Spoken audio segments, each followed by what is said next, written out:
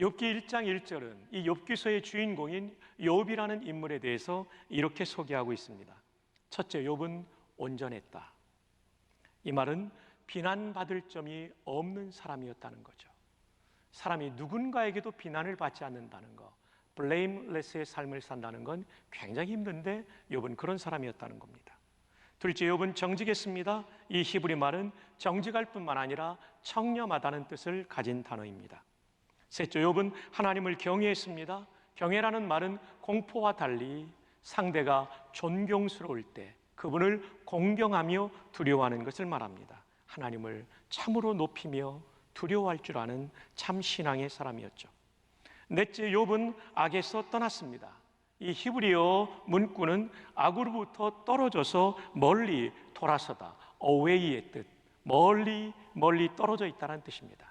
그는 악과 가까운 사람이 아니라 멀리 떨어져 있을 뿐만 아니라 날마다 turning away 하는 사람이었다는 거죠. 한마디로 그는 참 좋은 성도였습니다. 2절에 보면 7남 3녀를 둔 다복한 가정을 이루었습니다. 3절에 보면 굉장한 부자였습니다. 양이 7,000마리가 되었습니다. 낙타가 3,000마리가 되었고 소가 500결이, 결이라는 단위는 두 마리를 하나의 쌍으로 부를 때 단위이기 때문에 소가 500결이라는 얘기는 1,000마리의 소를 가지고 있었다는 말이죠. 암나귀가 500마리, 이들을 관리하는 수많은 다시 말하면 직원들이 이 집에는 있었습니다. 이렇게 그는 큰 부자였습니다. 이런 부자라고 하면 분명히 타락할 수 있고 쾌락에 빠질 수 있고 교만에 빠질 수 있는 사람이었건만 욥은 하나님을 경외하는 사람이었고 악에서 멀리 떠난 사람이었고 비난받는 일이 없는 사람이었고 정직하고 청렴한 사람이었습니다. 그래서 3절에 욥에 대하여 동방 사람 중에 가장 훌륭한 사람이라고 그를 소개하고 있는 것이죠.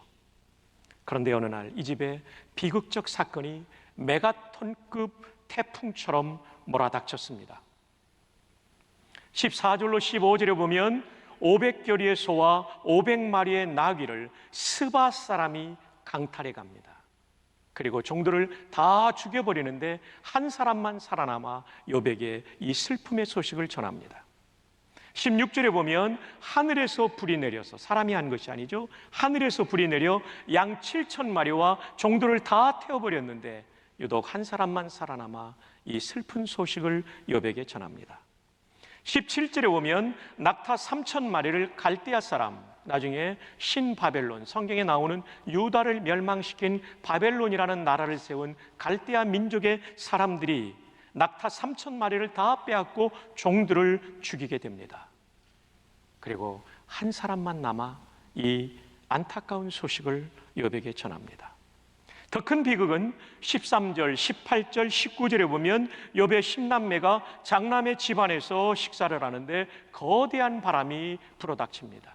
우린 이번 가을에 태풍과 함께 불어닥친 바람으로 저 해운대의 고층 빌딩의 유리창이 깨지는 것을 보았죠.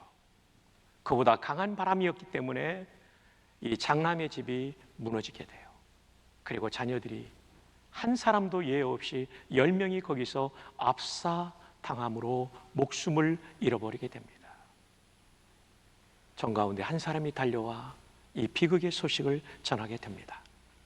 세상에 이런 비극이 어디 있단 말입니까? 그가 가진 재산을 다 잃어버렸습니다. 평생을 두고 쌓아 올린 그의 인생의 모든 꿈이 무너진 것입니다. 그보다 더 비극적인 일은 눈에 넣어도 아프지 않은 사랑하는 자녀가 모두가 목숨을 잃은 것입니다. 여러분이 욥이라고 생각해 보십시오. 이 슬픔, 이 비극 앞에서 우리는 어떤 반응을 보일 수 있을까요? 아마도 이런 반응을 대부분 보이지 않을까요? 하나님, 저에게 왜 이러세요? 하나님, 저 열심히 살았고요, 저 부자라고 교만하지 않았고요, 저 부자라고 타락하지 않고 쾌락에 빠지지 않고 하나님을 경외하며 정직하고 청렴하게 살았고 누구에도 손가락질 받을 만한 흠 있는 삶이 아닌 흠이 없는 블레임레스의 삶을 살았어요. 하나님, 저한테 왜 이러세요? 하나님, 저는 악에서 멀리 떠난 삶을 살았는데 왜 이렇게 이런 시련을 저에게 허락하십니까? 왜 하나님? 이런 반응을 보일 수 있지 않을까요? 욥은 지금 이 비극적인 사건 앞에, 쓰나미처럼 한 번에 밀려온 이 비극적인 사건 앞에 그는 애통하며 극도의 슬픔을 표현하고 있습니다. 그런데 우리는 20절 하반절에서 놀라운 그의 행동의 반전을 보게 됩니다. 1장 20절 하반절 제가 읽습니다. 땅에 엎드려 경배하며 He fell to the ground and worshipped. 땅에 엎드려 경배하며 그는 그 슬픔의 한복판에서도 하나님 앞에 엎드리며 예배를 드립니다. 그는 비극의 때에도 예배를 잃어버리지 않았습니다. 주 안에 사랑하는 여러분이요, 아무리 힘든 상황에도 예배를 잃어버리지 않으면 비극의 상황도 이길 수 있습니다. 코로나19로 예배를 잃어버린 성도들이 적지 않습니다. 안타까운 일입니다. 코로나19보다 더 무서운 것, 코로나19보다 우리 인생에 더 위협적인 것은 예배를 잃어버리는 것입니다.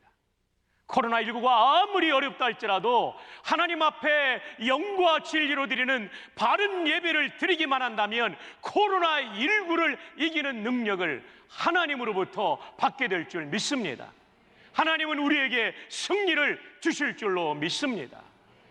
감사하게도 욥은 이 비극적 사건 앞에 그의 슬픔을 겉옷을 찢으며 머리를 밀면서 슬픔을 표현했지만, 그러나 바로 그는 엎드려 하나님께 예배를 시작하게 된 것입니다. 아마도 그가 겉옷을 찢고 머리를 밀 때 사탄은 기대하고 있었을 거예요.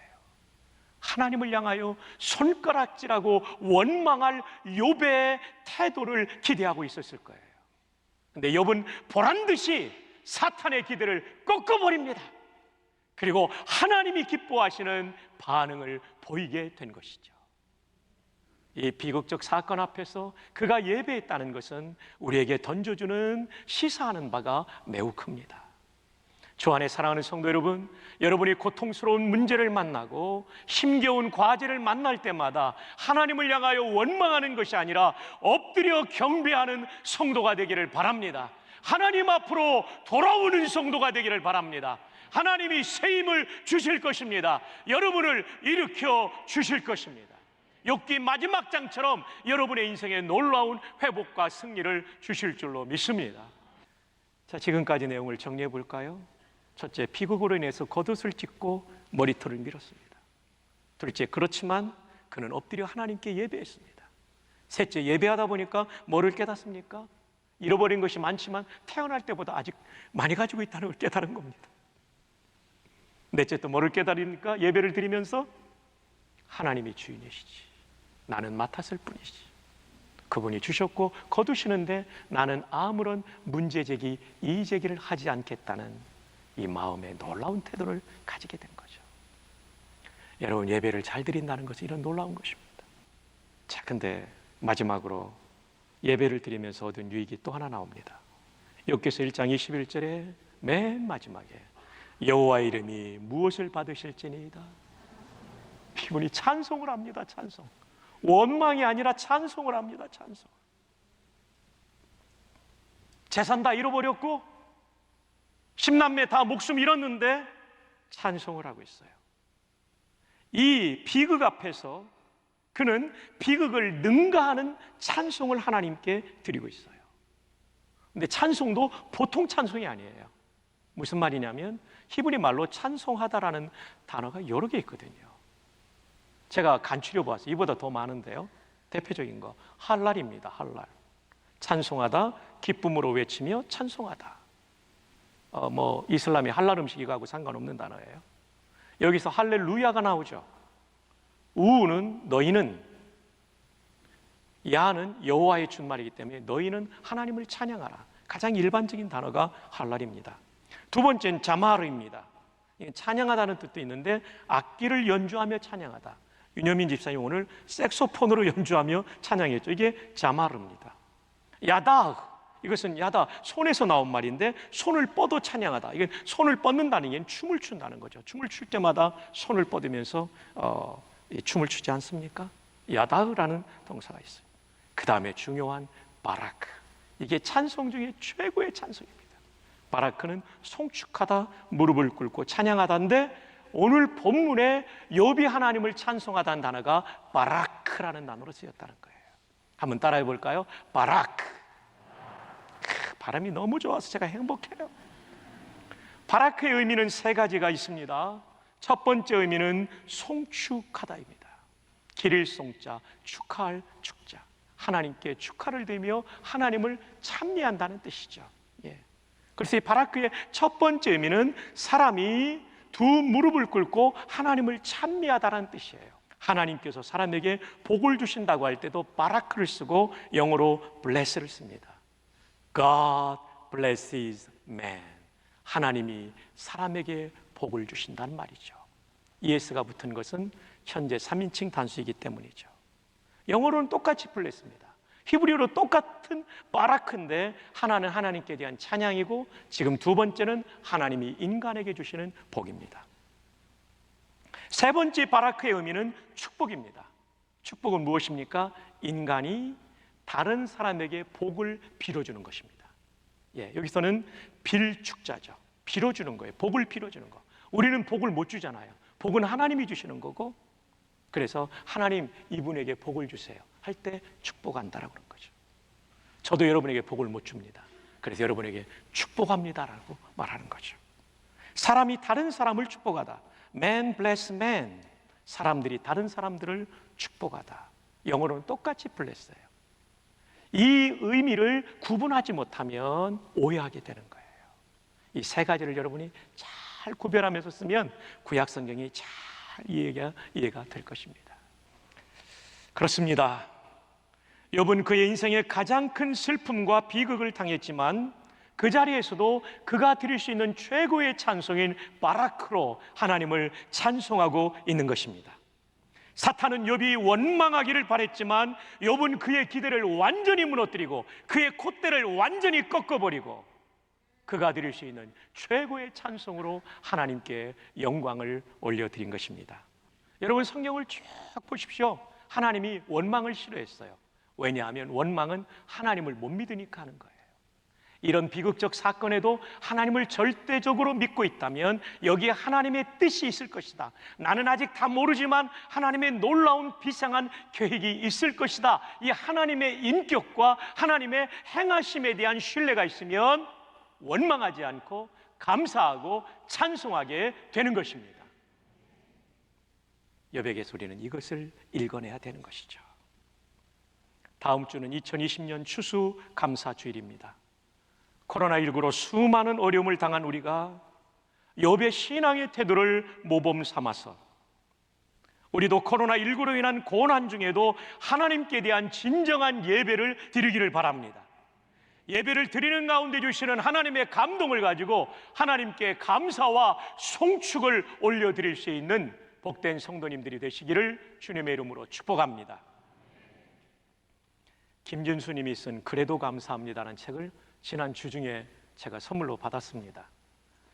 출판사에서 이렇게 좀 보내주셨더라고요. 참 고맙더라고요. 지난주에 나온 신간입니다. 신간. 여기에 보면 수많은 사람들의 감사의 이야기가 있습니다. 여러분 한번 보셔도 좋을 거예요. 여기에 넬슨 만델라 얘기가 나오는데 제가 전에도 넬슨 만델라 얘기를 드렸는데 거기에 나오지 않았던 내용이 많아서 오늘 한 번 더 소개합니다. 넬슨 만델라는 남아프리카 공화국의 작은 부족의 족장의 아들로 태어납니다. 대학에서 법학을 공부하고 그는 변호사가 되었어요. 얼마든지 그 한 사람의 인생은 편안하고 또 성공을 추구할 수 있는 상황이었어요. 그러나 남아프리카 공화국에는 흑인의 인권을 무자비하게 앗아가는 백인들, 혹독한 인종차별 정책에 항거하는 분들이 흑인들이 일어나게 됐는데 하루에도 수십 명, 수백 명이 죽어나가는 것을 보면서 그는 같은 흑인으로서 양심의 가책을 느낍니다. 그래서 그는 변호사의 길을 내려놓고 흑인 인권 운동가가 됩니다. 그는 정치범으로 몰려 케이프타운에서 서남쪽 약 12km 떨어져 있는 외딴 섬 로렌 아일랜드라고 하는 섬에 그는 형무소에 수감됩니다. 남아공 당국은 만델라에게 일절 면회를 허용하지 않습니다. 그래서 가슴 시리도록 보고픈 가족들을 무려 20년 동안 만나지 못하게 되는 거죠. 20여 년 동안. 그리고 안타까운 것은 혹독한 투옥 기간 중에 큰 아들이 불의의 사고로 목숨을 잃었습니다. 아들의 마지막 가는 길에 아무것도 해줄 수 없었던 아버지는 차가운 감옥의 바닥에서 몇 날 며칠을 통곡하며 울부짖었습니다. 그는 수감 생활 중에 마음에 분노가 일어날 때마다 하나님께 이런 질문을 드렸다고 해요. 하나님, 저는 오직 정의를 위해서만 일생을 불태워 왔습니다. 그런데 제게 일어난 이 일을 도대체 어떻게 해석해야 합니까? 당신의 뜻은 대체 무엇입니까? 그때 그의 마음에 들려오는 하나님의 음성은 용서하라. 저 백인들을 용서하라. 처음에는 이것이 받아들이지 않았대요. 그러나 하나님의 감동으로 그는 마침내 용서하게 되었고 그런 마음에 감사가 시작되었답니다. 그리고 감사가 시작되자 마음에 평안이 밀려오기 시작했대요. 자, 여러분 역순으로 볼까요? 평안을 얻기 위해서는 감사해야 되고 감사하기 위해서는 용서해야 됐다는 말이죠.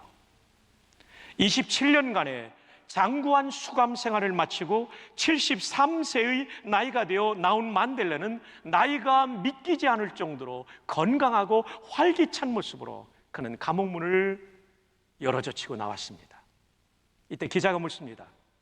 선생님, 보통 사람들은 5년만 수감 생활을 해도 온몸이 망가지고 폐인이 되어서 나오는데 선생님께서는 어떻게 27년 동안에 그 외딴 섬 형무소의 수감 생활 중에 이렇게도 활기찬 것을 유지하고 건강을 유지할 수 있었습니까?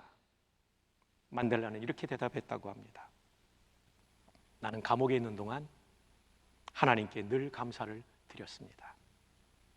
하늘을 보면서도 감사하고 땅을 보면서도 감사하고 강제 노동을 나갈 때면 다른 죄수들은 일하러 간다고 원망스러운 눈길로 불평과 투정을 내뱉으며 일터로 나갔지만 나는 작은 감방을 벗어나 하나님이 만들어 놓은 창조 세계를 볼 수 있는 기쁨을 안고 감사하며 강제 노역에 나갔습니다.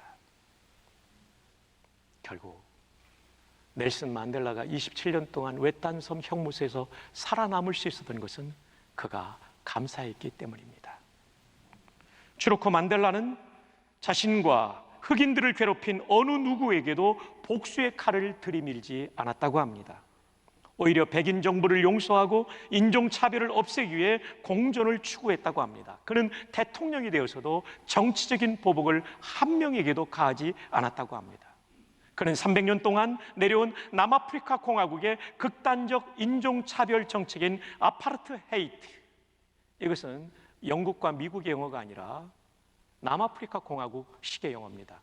여러분 필리핀에 가면 필리핀식 영어가 있는 것처럼 아파르트헤이트는 남아프리카 공화국의 영어인데 본래 영어로 말한다면 세그리게이션, 차별 정책을 말하죠. 다시 말씀드립니다. 그는 300년 동안 내려온 남아프리카 공화국의 극단적 인종차별 정책인 아파르트헤이트를 철폐한 공로로 노벨 평화상을 수상했습니다. 참 멋진 삶이죠. 얼마든지 보복할 수 있는데 그는 대통령이 되어서도 보복하지 않았어요. 저는 이 책을 읽으면서 대한민국의 상황이 오버랩되었습니다. 지난 수년간 대통령을 마치면 어김없이 교도소로 들어가게 되는 우리나라의 정치 문화, 이것이 얼마나 후진적 문화인지를 생각하게 됩니다.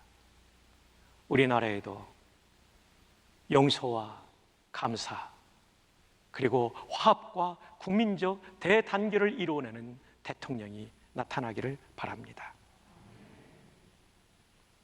원망하지 않고 용서하고 감사한 것이 27년의 수감 생활 중에 넬슨 만델라를 살린 것처럼 우리도 코로나19로 힘들고 어렵지만 원망하지 않고 감사하고 바라크의 송축을 하나님께 올려드릴 때 하나님께서 우리도 살려주실 줄로 믿습니다. 우리가 아무리 어렵다고 해도 욥보다 어렵겠습니까? 우리가 아무리 어렵다고 해도 만델라보다 어렵겠습니까? 우리 한번 정신 차리십시다. 그리고 추수감사주의를 앞두고 진정한 예배를 드리면서 내 마음에 주시는 해석의 공식을 가지고 내 고난의 문제를 풀고 그로 인한 용서와 감사, 그리고 바라크의 송축으로 하나님께 영광 올려드리며 그런 사람들에게 베풀어 주시는 하나님의 위대한 승리가 여러분의 인생 속에 함께 하시기를 주님의 이름으로 축복합니다.